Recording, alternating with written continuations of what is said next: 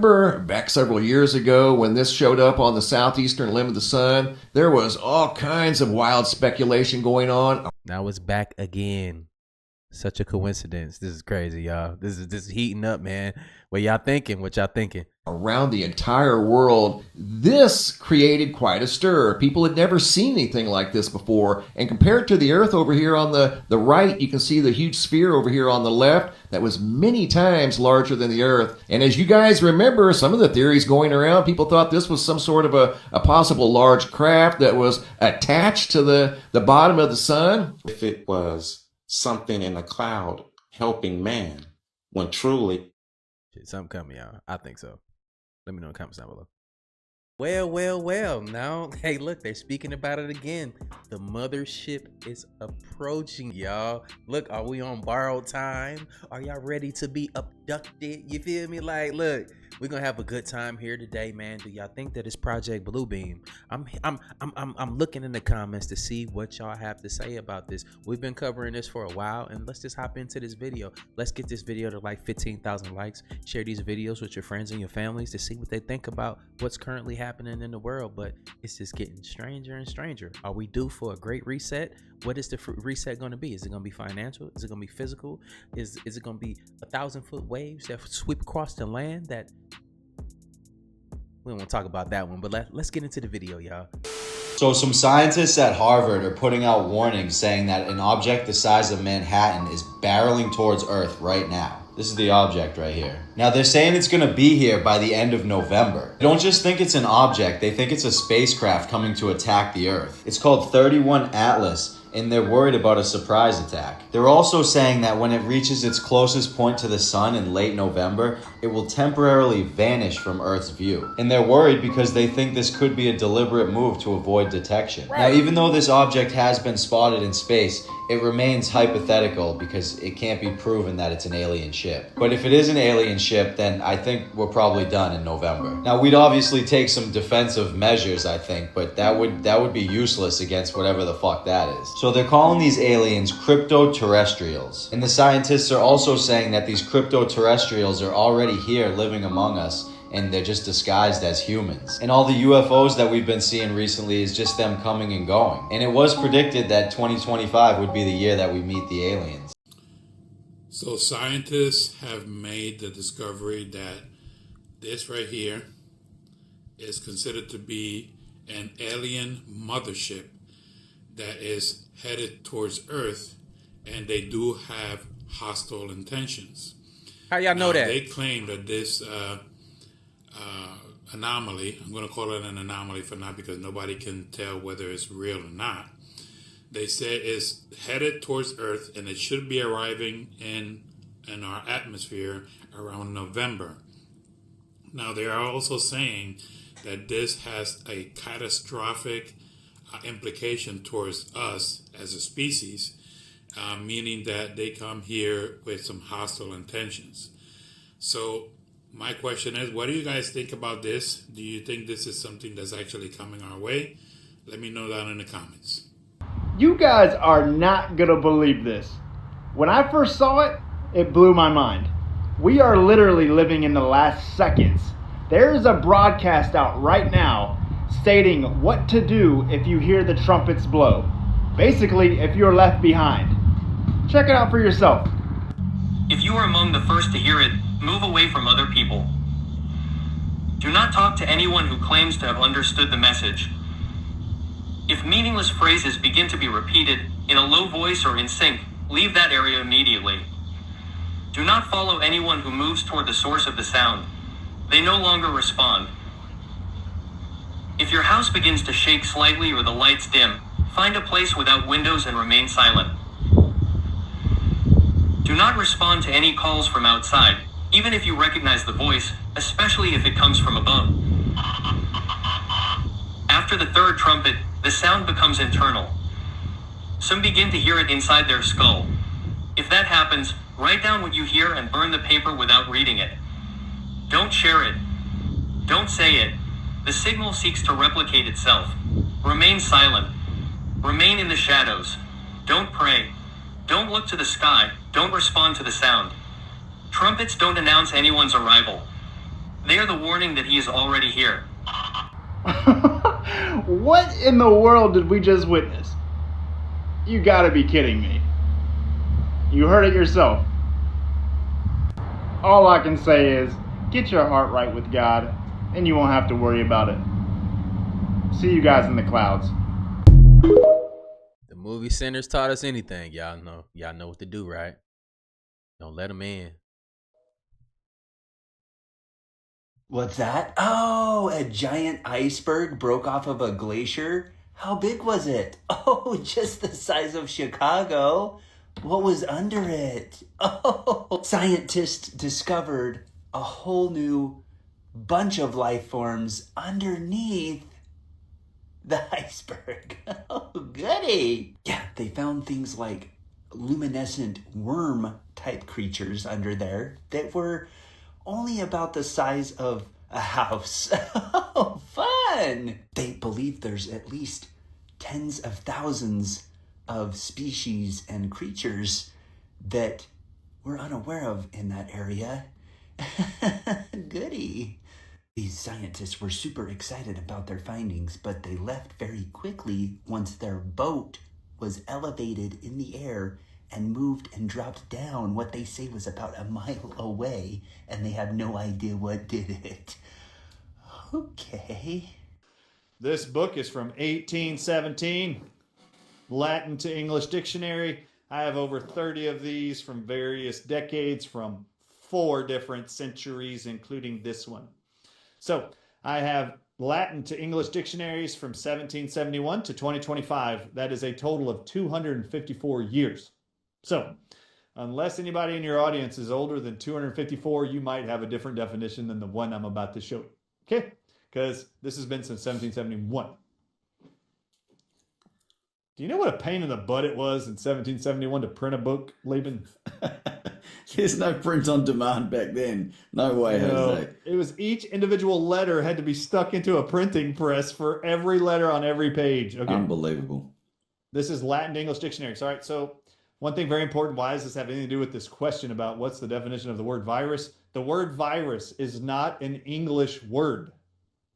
The word virus is only a Latin word. So I bought Latin to English dictionaries from 1771 till now, and I wanted to know what has always been the definition of the word virus. I was just curious because everyone in English-speaking countries like Australia and America, we're being told the word virus to be afraid of it forever and to talk about viruses forever. HIV virus, influenza virus, measles virus, herpes virus. Everybody's talking about viruses. Oh, and then you got the bat virus called COVID. Virus. Everybody be scared of a virus. Okay. In every single one of these Latin to English dictionaries for the last 254 years until this year included. So whatever next year is going to say, I don't know yet. I only have to this year. They all say the same thing. 100% of all Latin to English dictionaries translate the word virus, which is a Latin word, into the English translation. In every single one of them, it reads this, and I quote, virus in Latin means in English either poison, comma, especially of snake's venom. So it's got 2 definitions in every one of these books. It's either a poison, comma, especially of snake's venom. The next word in English that it translates into in all of these is venom. So it either means poison, a poison that is especially from a snake's venom, or it means venom. That's never been so relevant right there. See, the green stuff, that wasn't a tongue going into the water. That was green. Doesn't that resemble something that he just said in the last clip, right? Are we tripping? Let me know in the comments down below. Show you this clip. This is a former CIA agent, John Ramirez, and he's talking about the arrival of a new species and how the governments of the world need to disclose information to prepare humanity for what's coming in 2027. Let me preface this by saying there's no such thing as a former CIA agent. There's more chance that you will see Bigfoot on a unicycle before you ever see a former CIA agent. Watch this. The U.S. population at least, and extension, the world population into that reality that there is a presence here, and that we need to explain this presence, because if they show up and we continue to do what we did before, previous decades, and they show up, there will be mass panic. But if you understand that these are real, and we have 5 years from 2022, or maybe now 4 years, if they come in 2027, for the U.S. government to prepare the people about what is up there. And in many ways, I think the word got out within the government that they're showing up in 2027, and we better be prepared. And if not, there's going to be a lot of explaining to do. And so I think that dialogue has happened within, inside the government, in certain areas inside the government, that we need to prepare. And that's why in 2017, that set a clock of 10 years. And why Lou Elizondo earlier this year said, just find a hobby for 5 years. And, it'll all be out in 5 years. And he said that this year, so that's 2027. And I would say I've heard 2027 in a kind of an official capacity, I can't reveal. So I think I would say that people in the government are aware of something happening, and that there's limited time, a few more years to prepare the people, and that's what's ramping up this acceleration from the previous 7 decades of not even acknowledging it to now we are acknowledging it at a faster and faster pace. Well, I'm sure that by now you've heard that something earth-shattering, something ominous is happening in 2027. Everybody's talking about it. Well, Ross Coulthart just said something in a recent interview, and it's concerning. And he wasn't being dramatic. He says that we're on borrowed time. Let that sink in. Everybody's telling me we're on borrowed time. And I cannot begin to emphasize how serious a look I get. So he claims that multiple high-level sources, people under national security oaths, are warning that something is coming. Something that could shift the world as we know it by around 2027. Not maybe, not someday, but it's a deadline, a countdown, and it's already started. He doesn't say that aliens are landing on the White House lawn, but there is urgency, and it's real. And the people he's talking to, intelligence officials, defense contractors, and insiders, they're not prone to fantasy. Some think it's full disclosure, UFO topic. Others whisper about some sort of event, one that we're not ready for. This is the name, and this is what the ships look like over a Starfort city. The name Jehovah and Yahweh is 2 interesting names, but I wanted you to notice that when you see the name like this in the sky with the sunbeam around, it's literally meaning that it's inside of a ship, and this is the name or the being that's inside of the ship. This is symbolism, but ultimately the raw meaning is this right here. It's this name in a ship in a cloud. Whenever you see the name in the sky like that, it is meaning that it's in a ship in a cloud. As time progressed, they began to cloak all of this right here. Here's another coin. It's above a Starfort city. There's the name Yahweh right there. And you can see all of it is above a Starfort city. And this is the exact same thing. When you see it in the sky with this sun glare above a city, it's in a ship and it's saying the name. And I'm showing you this to get to here. Here is Jehovah with the I. So Jehovah with the I. And if you notice, it's in the cloud of fire. It's in the cloud, and it's the exact same thing. So Yahweh and Jehovah is actually the same person, and it's showing you the name Jehovah in a cloud. And some of you might say Yahweh and Jehovah isn't the same, but you can go online, and this is what it'll tell you. Yes, Yahweh and Jehovah are both names for the God of Israel in the Bible. So the Yahweh and the Jehovah are beings or people who fly and an apparatus who fly in an airship. So Jehovah and Yahweh is the same thing. See this right here? This is Yahweh and Jehovah. They're both the same entity. And it's saying that this Yahweh or Jehovah flies in an airship. It is not a divine being as in, the Most High itself. This is something pretending to be like the Most High. It needs an airship and it hides itself in a cloud. So I can understand, back in the time of Israel, if they're not seeing this spaceship and they're only seeing the clouds, them assuming that it's the God in a cloud. And I say that because of this right here. It says in the Bible, the God of Israel is described as fighting in a cloud and fire during the exodus of Israel from Egypt. It says in a cloud and fire, fighting in a cloud, fighting in a cloud. This is the name, in a cloud with fire. So this is telling you that these entities has always been around since the time of Noah. They are the ones who caused the flood of Noah, and they are the ones who are helping Israel fight. So imagine when Israel went to war and the God went ahead of them, the God that went ahead of them, or the people or being that went ahead of them, was in an airship.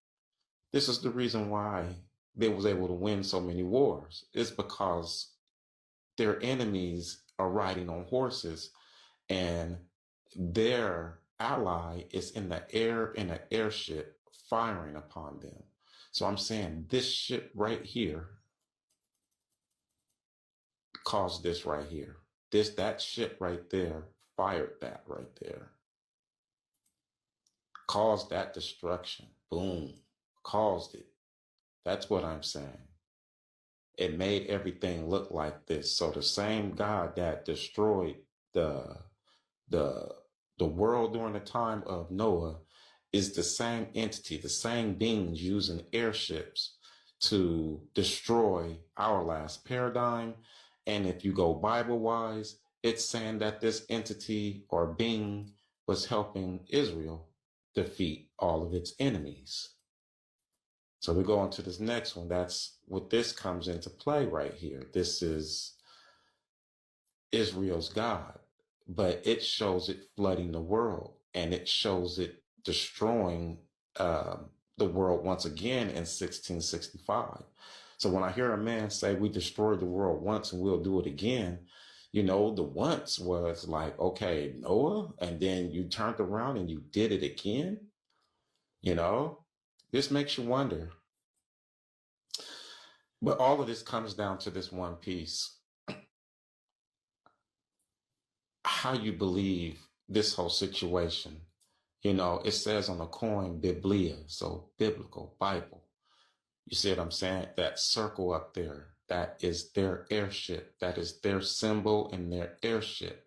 And their story about their conquering is inside of the Bible, written as if it was something in a cloud helping man, when truly... Remember back several years ago when this showed up on the southeastern limb of the sun? There was all kinds of wild speculation going on. Now it's back again.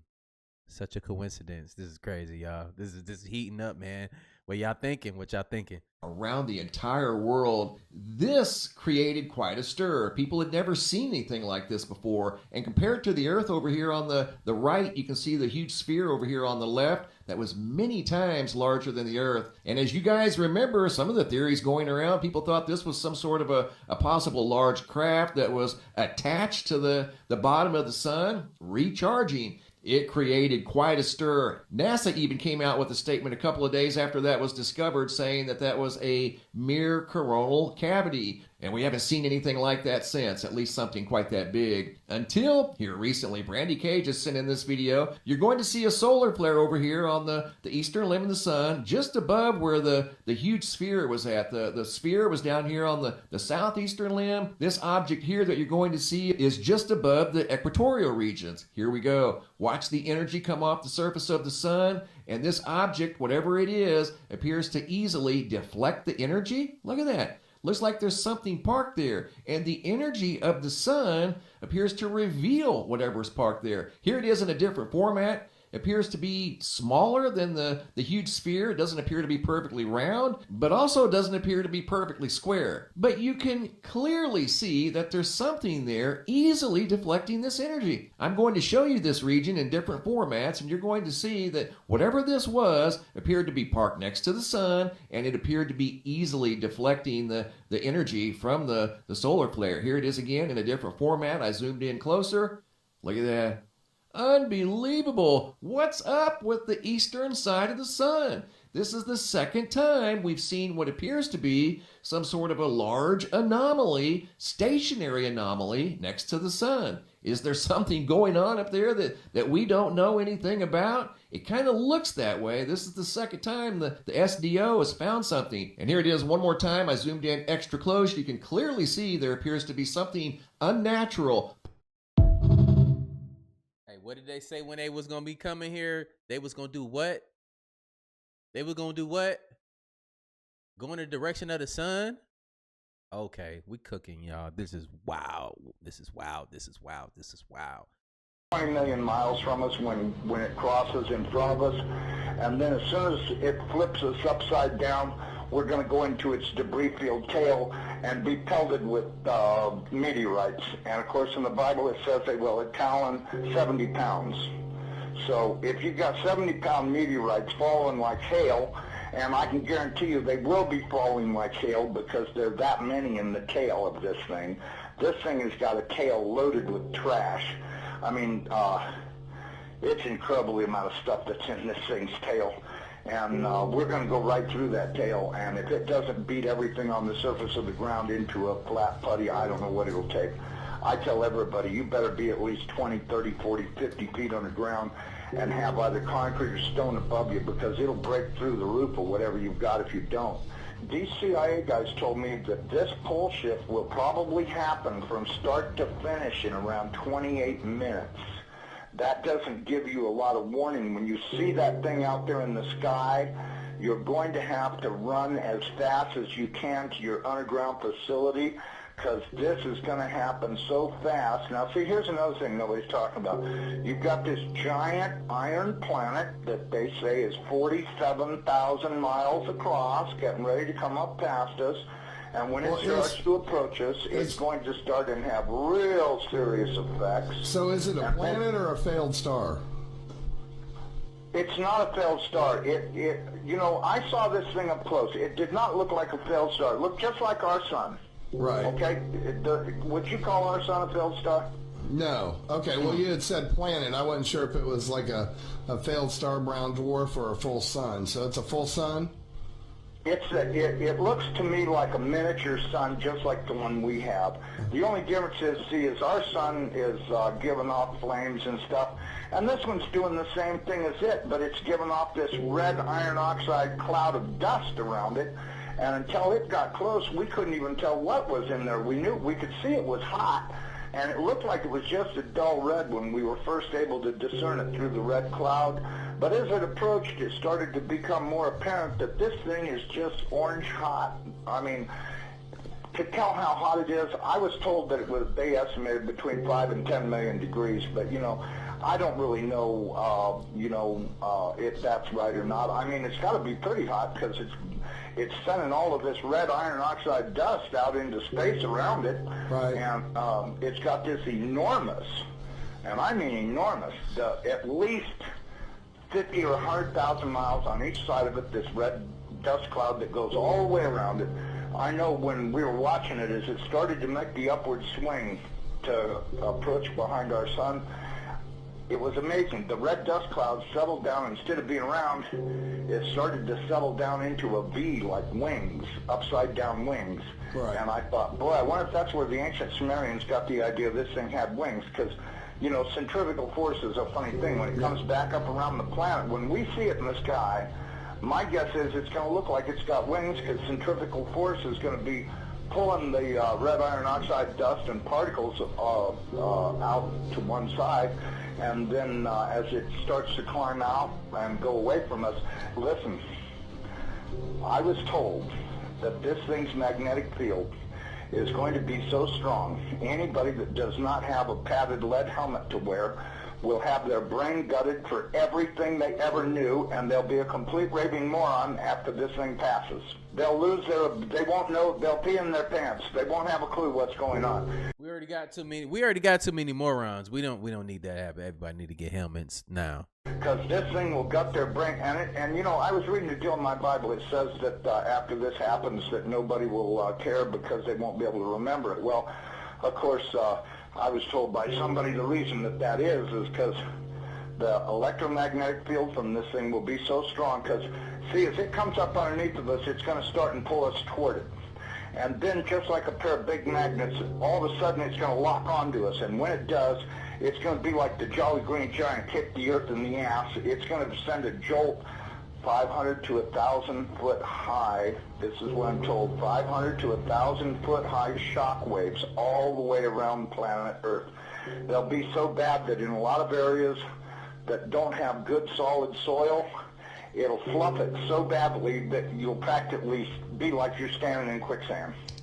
And that this thing's magnetic field will literally gut your brain of everything. And so you may want to give some thoughts to getting you some sheet lead, build you a little lead helmet to wear, you know, like a little motorcycle helmet to protect your... It was a scientific storm in America all through the late 50s about this thing out there in space, because the astronomers were all watching it, and that was back when they weren't afraid to talk about it. It was in the science magazines. I mean, I had a subscription to, like, Popular Science, and hell, it was on the front cover of the magazine one day in, like, 1961. And I was really excited when I saw it, because here's this giant red planet on the horizon of the California coast, and a humongous tidal wave coming in towards the coast, and having grew up in the mountains of the Sierras, and this thing in the magazine, it said this tidal wave coming in was going to be at least 3 miles high, and I went and showed it to everybody in the house, and they laughed, and they said, look, it says right here, there's nothing to worry about. It won't be here for another 50 years. No. One truth. And that truth is that UFOs are real. They've already done told you. Sometimes when you want somebody to know a truth, it's so you can set them up to believe a lie. After my father's video, he posted, "I don't know what to say to this. Orbs at work, a mothership on the way, and now Jeremy Corbell is out here talking about government false flags. Let me tell you, this is starting to feel like the pieces of a puzzle falling into place." And that's coming. I have zero doubt. That lie is coming. What is the lie? Specifically, you want me to say it right now? For real? Real? On camera. To be put in the show? Yes. I don't know what's coming, but I know this. It's time to pay attention. The orbs, the sightings, the whistleblowers, and now Corbell's warning, it all points to something big. And if the government thinks they can spin this into just another story, they're in for a rude awakening. Okay, problem with that. If we tell the lie before it's told, they can adapt. That wouldn't be wise. I'll tell you privately, but I would really think about if you want to put this in your show. For real. That's a real thing, I'm telling you. So will you think about it before putting it in your show? Absolutely. Okay. So UFOs are real, and they've been here a long time, and that's the truth. But the lie is coming. All indications, like all of them, is that that lie is going to be that there is a craft slowly making its way to us here on Earth.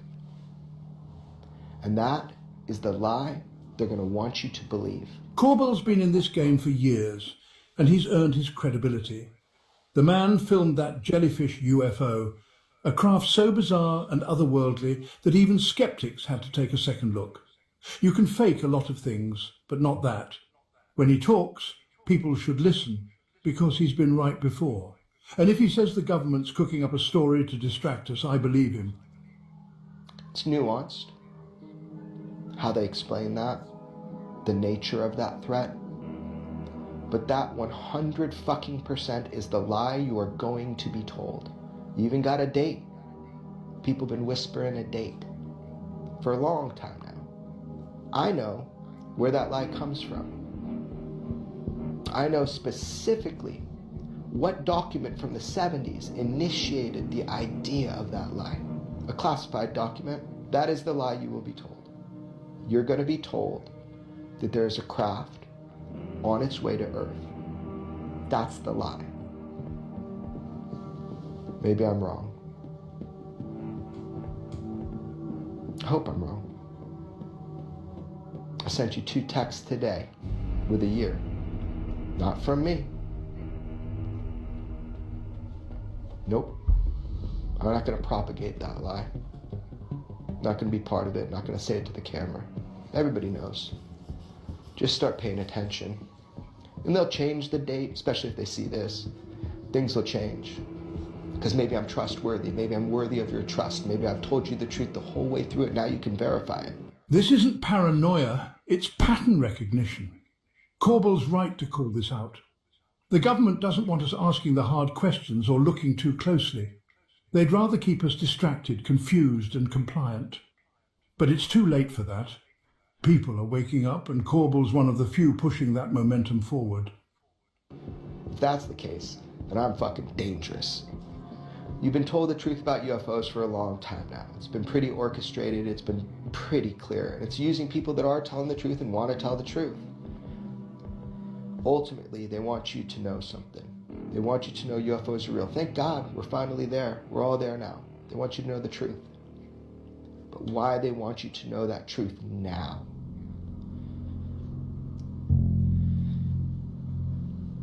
Hope I'm wrong, but it's terrifying. Think about it. Maybe it's good to get ahead of it. Call it out now before they do it. I'll be called crazy. So guys, there you have it. Jeremy Corbell has come out and stated on UFO Revelations that the governments are going to be coming out and stating that an alien mothership is heading towards Earth and will be arriving in 2027. The thing about this statement is that Jeremy Corbell states that it is full of shit, pardon my French. Now, I don't know whether you're all aware of the theory of Project Bluebeam that's been circulating for years. Project Bluebeam is basically a event which is going to be apparently staged. It's a fake UFO invasion, and this is to sort of get everybody to come together. Now, this is where my questions come in. So for one, America are the biggest purchaser of glitter. Glitter is a main component of holograms, okay? And if you were going to stage a fake alien invasion, you would need a lot of glitter to fill the skies with holograms, or something else maybe. But that's not the point of this. The point is, since Trump was elected as president, he's had his right-hand man, Mr. Elon Musk. Now, there was something called the Georgia Guidestones, which were erected in the USA a few years back. And these guidestones depicted something called, depicted the rules of something everybody's probably familiar with, the New World Order. Now, the New World Order will be an organisation where the whole world is governed under one government. And the thing that seriously worries me at the moment is the way Elon Musk is literally trying to sabotage and bring down every world sort of superpower government. So, for instance, he's took swipes at Britain, he's took swipes at France, he's took swipes at numerous other countries. Now, yes, these governments are absolutely awful, but at the same time, is this the start of the New World Order? Is this Elon Musk trying to bring down the government so America can go in and start saying, you know, we need to all come together as one nation? It's all very strange what's happening. It's all coming thick and fast. It's meant to be slow disclosure, and it really doesn't feel like that at the moment. Thanks ever so much for tuning in, guys. Please do like and share this video. I will be going live later again today. We went live last night. It was ever so good fun. If you are about, do come over. I'll be live at 1 a.m. In the morning tonight. It's because I'm going to be live streaming Ross Coulthart as he delivers this UFO footage, so we can all have a chat about it as it happens. Have a good Saturday, guys. I will be back a little bit later with some more footage from what you guys have sent me. And take care for now, and I'll see you all soon.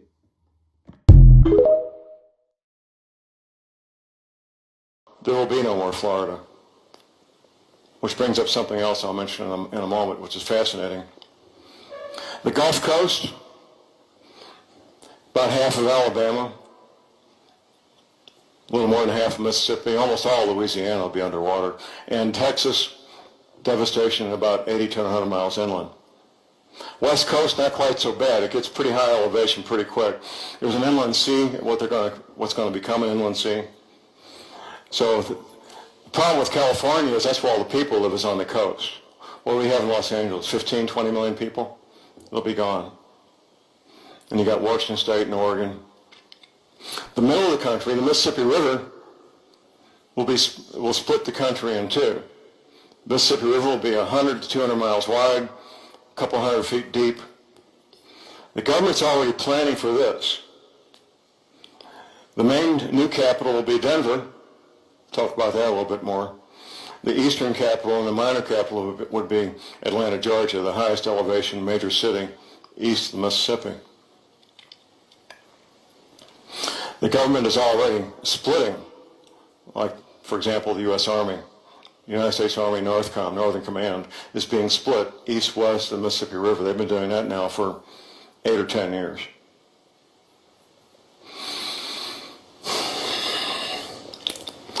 There's a project that I'm working with my listeners on my radio show, and I could not possibly do this by myself. And Florida reminded me of it. We're covering images from movies and television shows and now magazines showing continents with new coastlines. It all began. All right, so look, yesterday I made a video talking about how big tech is going to need melanin to upgrade their AI into AGI. And not just any melanin, not like synthetic melanin or not melanin that's grown in a lab. They are going to need the real deal, real authentic biological melanin from human beings. This is the only type of melanin strong enough or potent enough to satisfy their AI ambitions, to satisfy their technological needs. And after I posted that video, when I was looking in the comment section, I noticed a lot of people bring up Memphis. There was a lot of people bringing up how Elon Musk is building this supercomputer in Memphis, Tennessee. And it got me thinking, there is a lot of melanin in Memphis, Tennessee. So I wanted to make this video today to bring awareness that melanin extraction is a real thing, and why the people of Memphis, Tennessee should be worried about it, and why other people who live around these data centers should be worried about it. So let's get into it. Let's start with a question. Now you have to ask yourself, why would Elon Musk, the richest man on planet Earth, build a godlike computer, not in Silicon Valley, not in a global tech capital, but in Memphis, Tennessee, a city that is not known for tech, but a city that is more known for poverty, for struggle, for soul, a city that is nearly 70% black? That's a lot of melanin. And what if I told you that this choice wasn't random? And what if I told you that this was not about geography? But what if I told you this decision to build these AI facilities, or this one particular AI facility in Memphis, Tennessee, was a decision based on biology? What if he needed access to the melanin? Now, I am aware that a lot of people don't realize that melanin extraction is a real thing and has been a real thing for at least 100 years. You can Google it. In the 1920s, a man named William J. Young published a paper about melanin extraction that I don't think a lot of people have seen. But in these papers, he described how he extracted melanin, real biologically sourced melanin, from human skin, specifically aboriginal skin, and he proved it could be chemically isolated, stored, and repurposed. And all this since the 1920s. I did a video about this not too long ago. It's actually pinned at the top of my profile if you want to watch that video on melanin extraction. But I believe that it is William J. Young who opened up the door to what may be one of the most hidden sciences of the past 100 years. Nobody talks about melanin extraction, but it's been happening. And I know I've talked about it before, but I just want to go over it again. I'm going to go over why they want to extract this melanin. Because I don't think people still understand. People don't understand that melanin is not just a pigment. Melanin is a superconductor. It absorbs and converts light and radiation into usable energy. It stores memory like a biological hard drive. It regulates ion flow like neurochips. And it communicates on a quantum level. And I know to some people it might seem like science fiction, but there are studies, there are reviews by scientists who have shown all these things to be true. All you got to do is go on your computer, go on Google or whatever search engine you use, and look up melanin extraction. And don't just look up like the articles, like just regular media. I'm talking about look up the research papers. That's where the information is, in the research papers. So look, getting back on topic, if AGI, artificial general intelligence, is the holy grail for big tech, if AI needs more than just data, it needs life, it needs sensation, it needs consciousness, what better substrate than melanin to use? So here comes Elon Musk, building a supercomputer hub in the middle of the blackest, most economically abandoned cities in America. Elon calls it a neural training facility. He says it will become the brain of his AI project. What's the goal? The goal is to create a machine that can think, that can feel, and act like God. But to build a God, you need spirit. You need memory. You need pain. You need intuition. You need ancestral knowledge. And there is no synthetic chip that can replicate that. Only melanin can. So let's widen the lens back on this thing a little bit. Have you noticed how easy it is for black and brown people to just vanish, to just disappear, to just be gone and never heard from again? Memphis has one of the highest missing person rates in the South. Go look. Hundreds, at least 100 are reported missing every year. Thousands over the decades. And some are never found, some are labeled runaways, but most are forgotten. And you have to ask yourself, with all the tools that the government has, surveillance, all the drones, hell, even DNA tracking, how do so many people just disappear? How many people just fall off the face of the earth and none of this technology tracks it? Well, here's the theory. What if they're not being lost? What if these people are being collected? Which brings me to ICE. Let's talk about ICE. Now, ICE was originally designed for immigration control, but now ICE has upgraded into a militarized force that snatches people off the streets, specifically brown and black people off the streets. And it holds them in secret, privatized detention centers with no oversight, with no accountability, and in some cases, there ain't even no charges. In many cases, they just snatching innocent people off the street who ain't did nothing and throwing them in these facilities to never be heard from again. And one of those places is Alligator Alcatraz, which is essentially a remote detention camp surrounded by swampland, described by lawyers and whistleblowers as a black site. The President of the United States literally said that he wanted ICE to act like an army. So we know that this machine is still active, this machine that snatches black and brown bodies off the streets. But what if the motive has changed? What if the motive has shifted? What if this is no longer just about deportation? What if this is no longer just about immigration? What if ICE is a front for a much darker operation? What if it's to remove black and brown people from society? What if it's to remove black and brown people from society so that their melanin can be extracted? And what if they are taking this extracted melanin to essentially feed it to the machines that are going to become the next gods of the earth? Like Elon says, this AI to be godlike. They see this as God. And what if they are taking all these black and brown people off the streets so they can take our essence because they need it to create God? Now imagine this. In a sterile Memphis facility, under biometric lockdown, scientists upload extracted melanin into an AGI matrix. And what do you know? The machine begins to feel. It dreams. It remembers.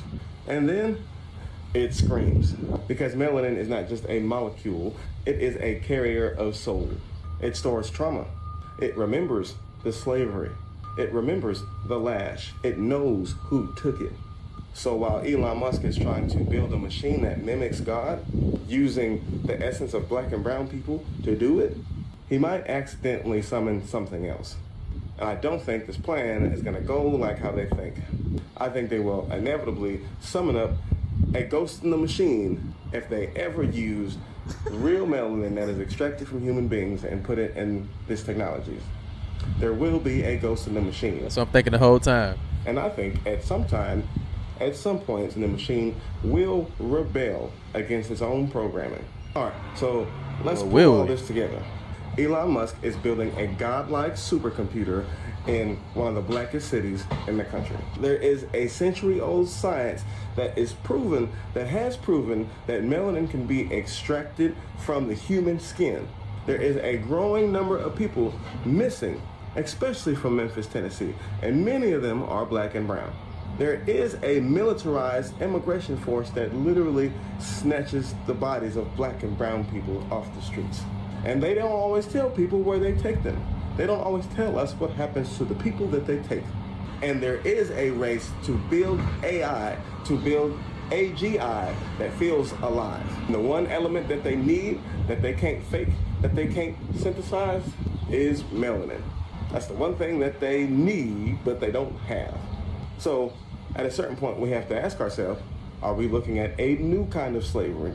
A weird type of technological cannibalism where the bodies of the oppressed become fuel for the machines of the elite. Because if melanin is the most valuable asset of the AI age, then black and brown people are walking resources. And these big tech companies are so desperate to evolve their AI. I think Elon Musk is so desperate to evolve his AI into AGI that I think they would be willing to accomplish their goals by any means necessary, even if that means extracting melanin from human beings. I think me being homeless all the time that I was homeless, traveling all over this United States, the different places, and I was homeless. But one time I was back in Chicago, my brother told me, he said, "Will, it's for a reason." I said, "Man, I hate this life." He said, "It's for a reason, Willie." He says, "The reason why God is allowing you to go to these places, being out there the way you are." I started looking at it, and I think it was for this time that we're in right now, for you all, for me to share the things that God took me through and what I've seen. I was in Salt Lake City, and I had got with this shelter in Salt Lake City, and I was always volunteering. Anyway, a lot of people was there. We had one place that held about 190 people. Across the street, it held about maybe 85 or 90 people, overflow. Anyway, and I'm there working with them, helping them out. One day I went there and it was raining so hard and everybody was outside getting soaking wet. And I goes up, I said, "What y'all doing?" And man, they won't let us in. Now, I didn't work there. I was homeless, but I was volunteering. So I goes up to the office and I'm looking through this glass window and I seen 3 black people in there. A black guy and 2 black women. And they was all dressed up and everything and they were just walking around and I just stood there and I looked at them and I think my spirit was talking to them. Because they were so arrogant walking around in there like, they had the key. They just wouldn't let nobody in. But anyway, within 10 minutes, they was allowing everybody in. I don't know how many police was there. You can't do people like that. Anyway, one day I was looking. I got to tell y'all, I'm going to tell y'all 3 parts. So please let me do 3 parts and please listen to them. They're important. And so one day, after I had left the shelter, this was a long time afterward, I said, let me just Google Salt Lake City. But some more things happened. I want y'all to hear this too. When I Googled it, I seen 2 black guys driving. They was driving down Salt Lake City and they was talking. They said, "Man, this is something wrong here. This is some BS in this." They said, "How can all the homeless people disappear overnight?" I started looking at this video. And then they had the police chief up there. Yeah, people, and he was smiling. He was talking. That's the way, that sneakiness. I hate it. Yes, and people just get tired and they just move on, which is a lie. It was impossible for all those people at that shelter to vanish overnight. I'm going to make a part 2, y'all. It was impossible for them to vanish overnight, y'all. Anyway, they used to get on, when I was with them, we used to get on the train. Now, you didn't have to pay to get on the train to ride to the library because they wanted to get all the homeless people in downtown. I guess that was what they did. Allowed them to get on the train and go to the library. But beyond that point, it was a police officer, agents that would come on and they would check your tickets to make sure that you have paid. And the guys used to always say, man, if they catch you riding when you ain't paid, you're going straight to jail. That didn't bother me because I had a little money. I'm riding one day, and they stopped at the library. People got off, and I kept on riding. I'm riding. And then I seen this one little place. Now, one thing about a homeless person, they know how to grab them a cup of coffee, which without paying. They know how to do this. They can go into a hotel. They can get them a cup of coffee, and I like coffee. So I seen this office building. I said, I'm going to stop here. And as I'm going up the stairs, oh my God, I stopped. I had to keep stopping. I got on my knee, one knee, and I was just there. And the lady stopped, one lady. Now, people going up, if this stair was 4, it was like 4 feet wide, so on both sides. So it was pretty big for people to go and come. But when I looked up at the building, it didn't look that small. It didn't look that big. That's what kind of bothered got me. I said, man, you know, all this, I'm an engineer. I've been doing this for years, working on properties and buildings. So you kind of get a feel for that. And I had looked and I said, man. Anyway, I'm going up. And the lady, when I was on my knee there, resting, the lady said, you're not from here, are you? I said, no. She said, you're in a high elevation. She said, you're breathing. She said, you got to get used to it. She said, take deep breath and take your time. As I was doing that, here's my hand to God, y'all. I'm on one side of the steps going up. On the other side of the steps coming down was a woman that, it looked and sounded like a woman, but this thing had to be at least 10 feet tall. Sounds stupid. This woman had to be, and she was sloping. She was trying to get down the stairs, and she was taking one step. It didn't look like she was leaving. Hell no. It looked like that she was just going down the stairs to go back up. This lady was so tall. Her face was not a human, almost human, but it was not human. Now, I'm going to tell everything that I've seen. When I looked at her, something told me, don't engage with that woman by looking at her too much because you don't know what you're dealing with. After I gets all the way up the stairs and I goes in, I'm looking, all I seen, y'all, was about 3 office spaces. Like they had a little coffee thing on this side, which was small. Then they had another little door. Then they had, and I'm like, where's all these people going? They was going underground, y'all. The elevators was taking them. It was too big. The stairs was too big. It was too many people that I've seen. And I was like, where did they go? Anyway, that's one evil place. I got to tell you about another thing that happened.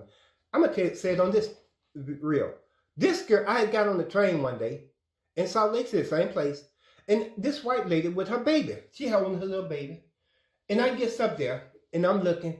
I know I'm talking about a baby again. Anyway, the baby, you know, she turned the baby around. The baby looks at me and I smile, you know. That baby looked at me and turned her head like this. I said, no.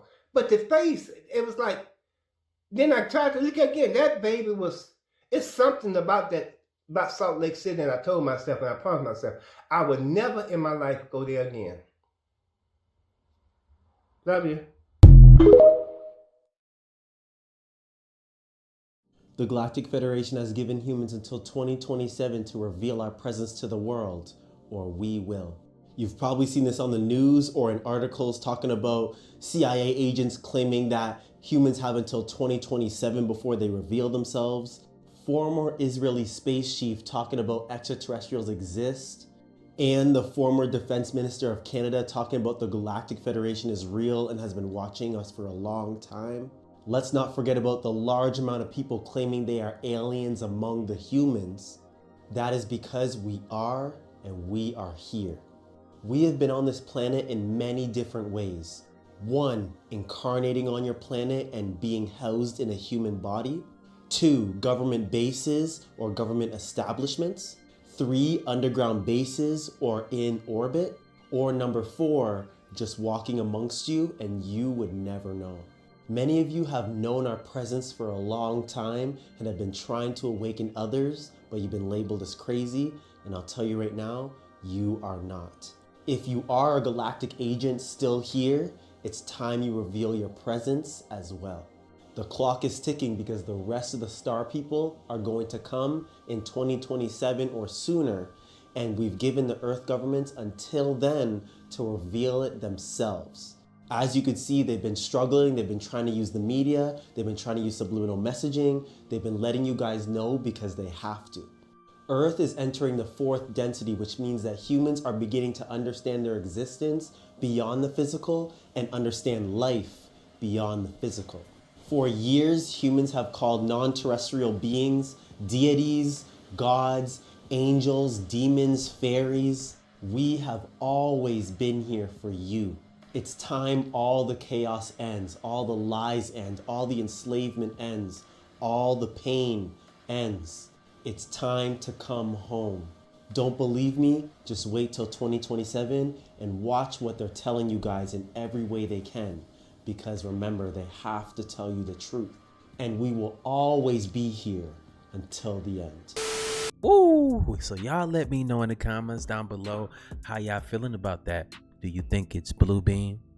Do you think it's an opportunity for them to cause mass calamity and blame it on other things outside of themselves?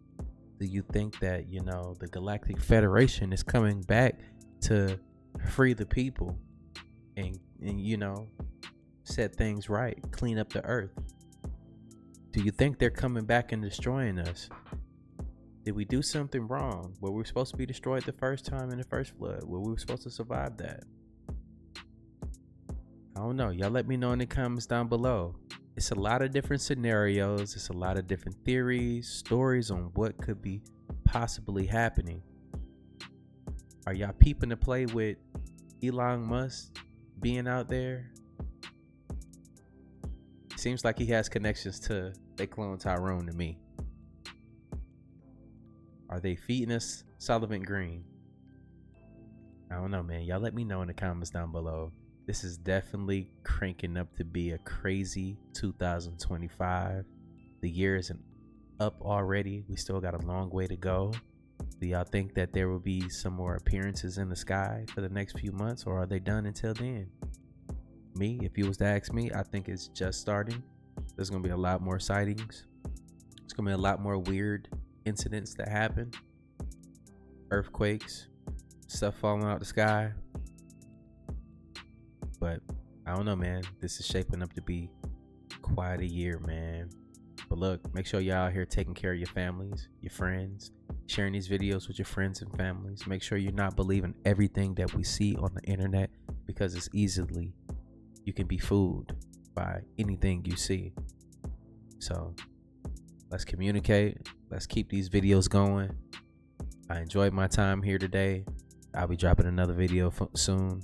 I'm definitely paying attention. I'm ignoring y'all about the guy that created gasoline out of out of plastic. He was not missing people. I just been chilling, sitting back, observing, watching, building, but look, I got things planned in the real world behind the scene that I'm working on. So it takes me a lot of time sometimes to get back to this, but I'm here for y'all. Make sure y'all subscribe to the channel. I'll be dropping more bangers. But like I always say, spread love, because there's too much hate in this world. Love you guys. I see y'all in the next video, and I'm out though. Blah.